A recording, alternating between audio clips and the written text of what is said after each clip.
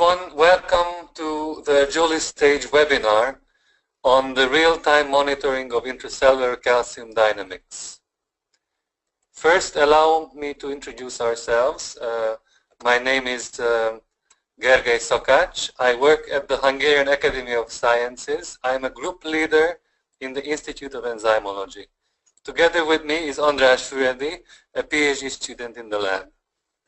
Hi everyone, this is our second audition today, so this will be much better than the first. No, I'm just kidding. Let's hope so. So we are ready. We have already given one presentation, and here's the second one. The outline is on this slide. Very briefly, we'll introduce you to the scientific problem, to the relevance of calcium in cell biology, and we'll also explain two different methods to study intracellular calcium levels. But throughout the webinar, we'll try to emphasize how the Jolie Stage microscope can help you, or how the microscope enables you to address specific questions. At the end of the webinar, we'll have a short Q&A session. So please collect your questions. All right, let's start. This first slide just explains you a little bit about the calcium homeostasis in the cells. So as you all know, calcium is a second messenger that's a little bit different from other secondary messengers because it's not synthesized and metabolized in the cells. Calcium levels are actually regulated by on and off mechanisms, which all result in the release and removal of calcium from the cytosol. So in a typical resting cell, in a typical cell, the normal calcium levels are in the nanomolar range, 100 nanomolar range, and as a result of different stimuli, this can go up to into the micromolar range. And this increase and then decrease of calcium levels will result in different calcium-sensitive responses. So the same thing is explained here in the next slide. So you can see that the stimuli can be a lot of different stimuli that is mediated by a whole range of receptors. And the duration and the variety of the responses all depend on these on and off mechanisms. And then when calcium levels increase for the given amount of time, the duration can range from milliseconds to minutes, then these calcium sensitive processes all kick in. So calcium is of course extremely relevant in cell biology. Here I will just show you, I listed some examples of the relevance of calcium in the healthy tissues and cells, so in cell biology. Of course, this list could be extended and could be much longer. Here maybe I will just draw your attention to cell differentiation. It is well known that different cell types have very unique response patterns and very unique ways to regulate calcium levels. For example, excitable cells usually show a rapid response. Usually this is due to a set of receptors and transporters that are expressed in these cells, whereas non-excitable cells that are, for example, regulated by the receptor-mediated release of IP3 show then again a unique response. And this can be studied, and we'll show you an example later on when we will show you movies that we collected with the Jolie Stage. Of course, calcium, as it is relevant in healthy tissues, it's also relevant in disease. And here again, the list could be longer. So this list just shows you some fields that might contain interested scientists who would want to measure calcium levels in cells. So let's now turn our attention to the experimental models that we have compiled for you in this short webinar. And in the first experiment we show you cells where we triggered intracellular calcium release with the addition of ATP. And the schematics of this experiment is shown on this figure. So we simply take cells and add ATP, and then we'll see what happens to calcium levels. This is we were using this setup as a model or as an experimental where we can be sure that calcium levels will increase because of the intracellular regulation shown on this slide. So how is calcium actually measured, calcium concentration in the cells? How is it measured? And it can be measured through fluorescence. And the first example, the first movie we'll show you, will actually show you the fluorescence of which is related to this fluo4AM dye. Now this dye in its AM form is cell permeable, it's hydrophobic, and it can freely diffuse the membranes. It will accumulate in the cells, where as a result of intracellular esterases, the AM group will be cleaved. The free acid form is fluorescent, it cannot leave the cells, and the fluorescence of this dye, importantly, is proportional to intracellular calcium levels. So the experiment is simple. We take cells, we incubate cells with fluo4AM, we wait, we trigger the calcium release with ATP, and then we see what happens. And for this experiment, we'll use the Joule stage. And so this first movie will basically show you that the Joule stage can be used as a fluorescent microscope. The real power of the Joule stage setup will be shown also in the later movies. Here, András set the parameters as follows. And maybe you want to explain something, András, here? No, I just would like to add some small details. So sadly, we didn't prepare the small instructional video how easily you can do this experiment, because you seed your cells in any plate format you want. So the Joule stage can handle plates up to 384 well plates, and put these plates inside the incubator on the Joule stage. And the software is very easy to use. You just click on the different filter setups you want to use, choose the wells and the length of your experiments, and you just start the whole experiment. You don't need to do anything else. So it's very easy to use. So in this experiment, the magnification is 20x, and I would like to draw your attention to the time resolution. So we are focusing on one view, one field, and an image is collected every 100 milliseconds. So this will enable us to capture very rapid changes in calcium levels. So these cells now have been loaded with the fluorescent dye, and this explains the baseline fluorescence that you can see. And we will add ATP at minute and just now. I hope you could see that there was a sudden increase in fluorescent levels, which, as I showed you in the previous slide, is due to the ligand-gated plasma membrane channels that were triggered by ATP. So typically in these cells, when after the fluorescence increase, because of all those off mechanisms, calcium levels will return slowly to normal levels, and this can be observed here in the slow decline of fluorescence. I will scroll now on the movie a little bit because it takes some time. So you see that at minute 2, still the images are captured, every 100 milliseconds. So at this time we have returned to more or less the baseline levels. And then as a control to conclude our experiment, we add an ionophore, which will result in a huge increase of calcium levels in all the cells. And to conclude the experiment, we add a chelator, which will bind available calcium, so the fluorescence of the cells will decrease.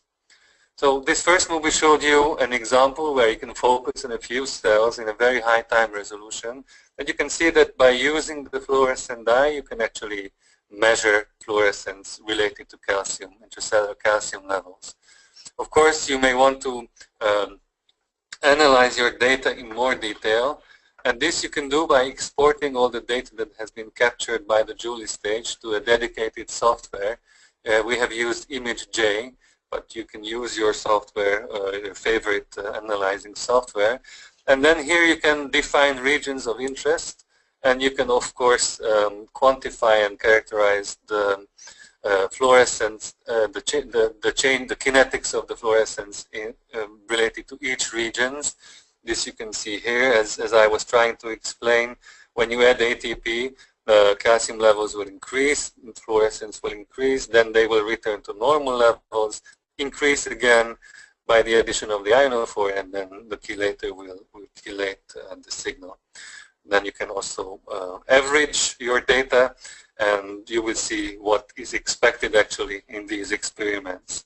So the time resolution is really high, and the sensitivity of the whole setup will enable you to do more complicated studies as well. So I was trying to say that the Joule stage is, has additional powers. And I think the real power of the Joule stage is not only its high time resolution and sensitivity, but of course the fact that you can use your system of choice, the plate and cells, as you do in your own experiments.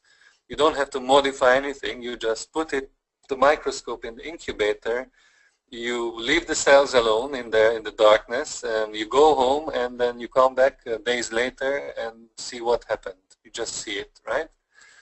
And for example, let's say you want to characterize calcium levels in a longer time frame with the Joule stage. And this one experiment shows you that unfortunately you're not able to do this with the fluorescent dye. Here again, it's the same objective, the same cells, the same setting, but here we collect an image every 10 minutes. So this is not a real-time movie here. You can see that the actual time in the upper left corner, and you can see that the cells show the baseline fluorescence, but then they light up one by one as if they were exploding, or there's some lightning in the cells, and then the fluorescence is gone. And this is actually due to the apoptosis which is happening in these cells, which is due to the fact that cells do not tolerate this experimental setup for a longer time. So actually the cells, this experimental setup is toxic to the cells. And you may see this or this in a quantified manner in this slide. So after the baseline fluorescence, we do not induce calcium release in these cells. But as you can see, each cell shows a rapid increase in calcium levels, and then, which is related to cell death. So how could we then make use of the Joule stage, which is really meant to accommodate cells for a longer period of time? And this might be done with another technique, which is based on the expression of fluorescent proteins in the cells. And here we use GCAM proteins, which are basically a modified GFE proteins, the fluorescence of which is sensitive and proportional to calcium levels. So together with our collaborators within the Institute, Agnes Anyedi and Tamás Orbán, we have used the transposon-based Sleeping Beauty system to express these GCAM proteins in cells, which became fluorescent as a result of the stable expression of this protein. They are not only fluorescent, but the fluorescence will be sensitive to changes in the calcium levels. So based on the phenotype and behavior and experimental conditions, these cells will show calcium levels in real time in a reproducible and repeat manner, which can be repeated as many times as you want. So to show you that this can be done, we will show you the next movie, and András will tell you I will tell you the details. So these are then MCF7 cells expressing GCAM2 protein, and here you can see that the settings here are very similar to the ones that we used for the fluorophore. And again, we use a resolution that allows tracking of very fast changes. And the experimental paradigm is very similar. You can see the baseline fluorescence of the cells, and these cells do not show oscillation in this short time. And then we again add an inducer just now, and poof, the cells light up. And then again, as explained before, fluorescence of these cells will return to baseline levels, and then they are ready for another round of investigation. So of course, this can be again analyzed. You can see that these cells show a very beautiful uniform response to ATP. And what is not shown here, then you can do this again and again.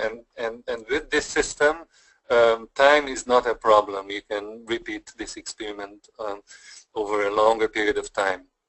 But really, I think this is nice, and this will convince you that you can do this. But what we thought when we were preparing this webinar, we wanted to show you an experimental system where all this makes sense. So where there is a question where you would explicitly want to look at your cells, and you would be worried about the delicate experimental conditions that you worked with before, and where Julie's stage becomes really handy because you don't have to modify your experiments in any way, and you don't have to worry about the time frame of your experiments. And András now will explain you how the GCAM system was used to, ask more complicated questions. All right, András, the floor is yours. Oh, thanks, Greg. That was very nice. So I think my part today is not just to show you the experimental setup and the results what we got using the Julie stage, but also to prove that the use of these GCAM proteins, and now there are more, not just the green fluorescent protein, but also the red fluorescent protein rGecko is available, that you can use these proteins without harming your cells. And to explain this, I just would like to show you that if you introduce this plasmid and the protein to a higher and complex biological system like a small animal model, just like we did, then you will get stably expressing red strain. And this is the first red strain, which is actually stably transfected with this GCAM protein. And we write 2 articles about it. The first one is about the model establishment. The second one is actually a little bit more specialized and going into details about calcium dynamics in the kidney. But what I would like to show you is that we understood that in our model, the GCAM protein is expressed especially in the kidney proximal tubule epithelial cells, in the liver hepatocytes, and mostly in the cardiac tissue. And this protein is expressed, they are there because we confirmed it with the confocal microscopic setup and also with an in vivo imaging system. But what you have to do, have to understand that these, the protein and the expression of the protein did not harm the tissue and the organs. So these organs are fully functional, and the animals are really healthy. So there are no problem when you introduce this system to your cells. And this is also an additional one. It's an in vivo multiphoton setup. And here I just would like to show you that even in the kidney, when this protein expressed in the kidney, you can monitor the calcium oscillation which is spontaneously there. So, and for the scientific question, we used an in vitro differentiation protocol. This coming from, the whole system is coming from our pluripotent stem cell up here in the research institute, supervised by Agota Apati. So what we did is we used the pluripotent stem cells, which is a special kind of cell, and used the specialized differentiation protocol to induce neuronal differentiation. And as you can see here, these stages of the neuronal differentiation took time, and we don't speak about minutes or hours, but weeks. So you cannot do experiment, if you would like to monitor the calcium signaling during this differentiation process, you cannot rely on the addition of different dyes like the fluorophore dye, because as you see earlier, it have their own toxicity to these cells. And what we did here is we have these cells, the pluripotent stem cell lab differentiate them into different lineages, and what we asked, it was very simple. What is the difference between these neural stem cells, or today I will call them neuronal progenitor cells, and between the final form of neurons in the manner of calcium signaling and morphology? Because as you can see, these progenitor cells have their own round-shaped morphology, while the neurons have their own so-called neurites, which used to make connections and links to other cells. So what we did is we plated these cells, started the differentiation protocol, and at the neuronal progenitor state, we measured the intracellular calcium signals.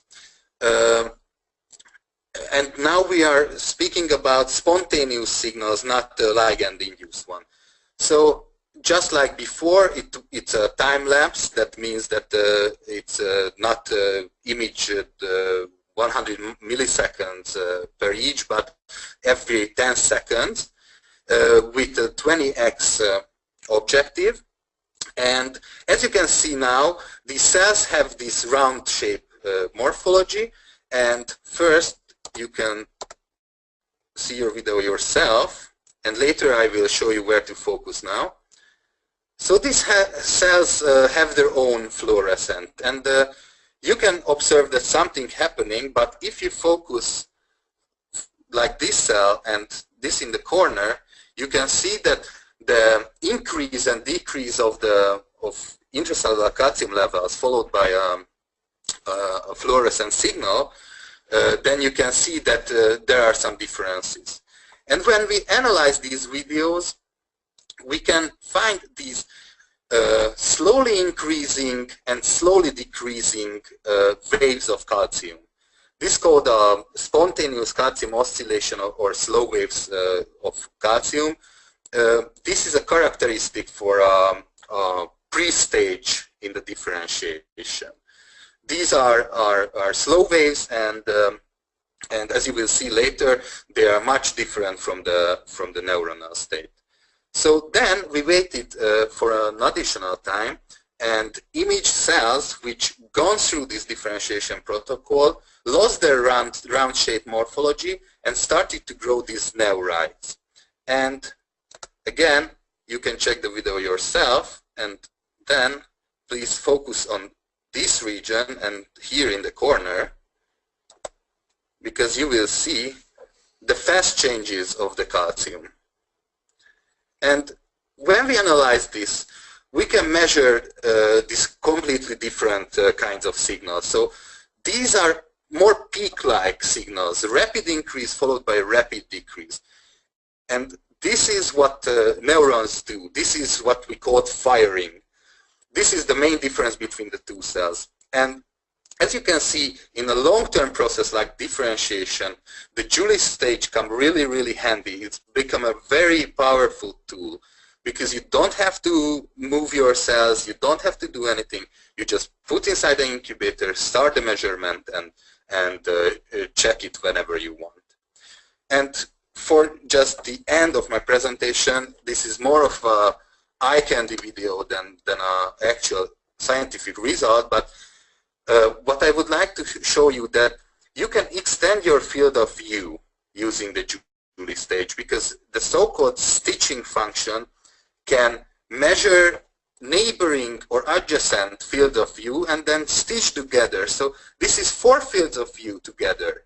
And you can follow up cells and cell-cell interactions and calcium signals and morphology in a wide field of view. So this is a very, very important function, I think. So my part is end here, and thank you very much. So I think this was really interesting, because I think András is presentation convincingly demonstrated that when you study a physiological process such as calcium dynamics in the cells, you want to have a system which is compatible with live cells. And this is enabled by the expression, the stable expression of fluorescent proteins. But you also want a setup where the cells can be left alone and you can study them in your experimental system. And here in the stitching mode, you can see 4 adjacent views to show a larger, group of cells. And here we collected an image every 10 minutes, and the movie is. Yeah, this is very long term. That video is more than 10 hours. Right. But then with the Joule stage, you can do similar experiment in, for example, a multi-well plate. And then the Joule stage will read each well, and of course the time resolution will be not identical to the first experiment where we showed you, that when you analyze one view, you can analyze kinetics at a millisecond resolution. Here, you can capture an image every 10 minutes, but you can follow 96 wells overnight, for example, or in several days. And so until before the Joule stage, our collaborators, knew that they had a differentiation protocol in hand. But now they are also able to ask questions like which on and off mechanisms are active at a given stage in the neuronal differentiation, what set of transporters are expressed at each stage, and so on. So morphology, physiology, and different markers can now, be questions related to these 3 aspects can be asked simultaneously. All right, the conclusion slides will repeat what I just told you. So the Joule stage can be used as a traditional sensitive fluorescent microscope for short-term monitoring of calcium signals using the fluorescent dyes. And here the sensitivity of the machine, both in times of fluorescence and time resolution, should be considered. And second, you can also exploit the Joule stage for longer experiments with the fluorescent dyes. And before we go to the question and answer session, we would like to acknowledge the people who contributed to these slides. So Tamás Orbán of the Research Center was responsible for the generation of the lines using the Sleeping Beauty system. The main expert in calcium homeostasis comes from Ágnes Enyedi and her group, currently at the Semmelweis University. As András mentioned, the stem cell expertise is with Ágota Apáti, who worked together with Cornélia Szébenyi. And we got a lot of help from the local representative of NanoEnTek, Attila Karsai. And whenever we run into problems, we can turn to Robin or, in Korea to NanoEnTek itself. If you have more questions that might not have been answered during this short webinar, we encourage you to go to the Joule stage website at the address shown here, or where you can find more application, I think. And I'm not sure, but maybe later this whole presentation will be uploaded there also. Right. And you can also visit the Facebook page. If you would like to meet NanoEnTek in person, go to Copenhagen in a couple of weeks, and in booth 36 you will find representatives and hopefully an instrument also where you can observe what we talked about. All right, so that concludes our webinar. Thank you all for listening, and we encourage you to submit further questions to the email addresses shown here. I hope you enjoyed this short webinar, and see you all or hear you at some other time in the galaxy. Bye-bye. Goodbye.